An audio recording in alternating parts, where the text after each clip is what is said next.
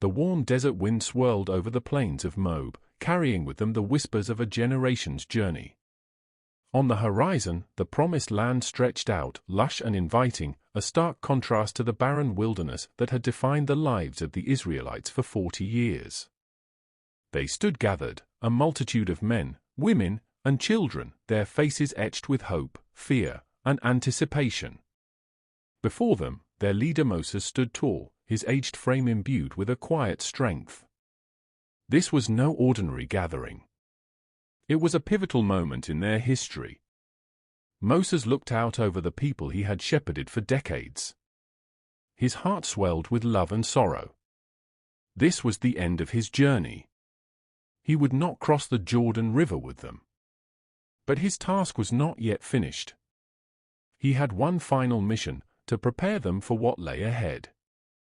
"Listen, O Israel," Moses began, his voice carrying over the crowd like the desert wind. "Today, I remind you of the covenant we have with the Lord our God. It is a covenant of life and blessing, but it demands your obedience and faithfulness."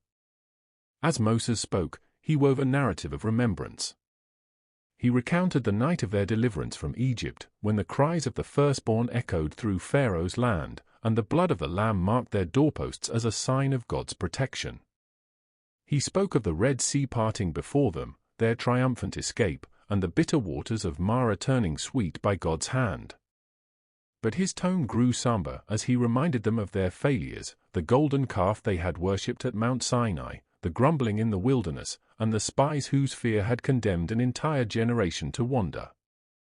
"Even in your unfaithfulness," Moses said, his voice steady, "God has been faithful.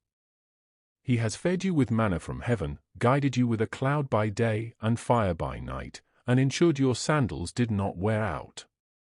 Moses paused, letting the weight of his word settle over the people. Then, with renewed vigor, he began to outline the law that would govern their lives in the Promised Land. He spoke of justice, mercy, and compassion. He instructed them to care for the widow, the orphan, and the foreigner. He warned them against idolatry, urging them to destroy the altars of false gods and remain wholly devoted to the Lord. "Obey these commands," Moses said, "and you will prosper in the land. Your fields will yield an abundance, your enemies will flee before you, and your children will flourish. But if you turn away, if you disobey, you will face curses, drought, defeat, and exile. The choice is yours, life and blessing, or death and curses."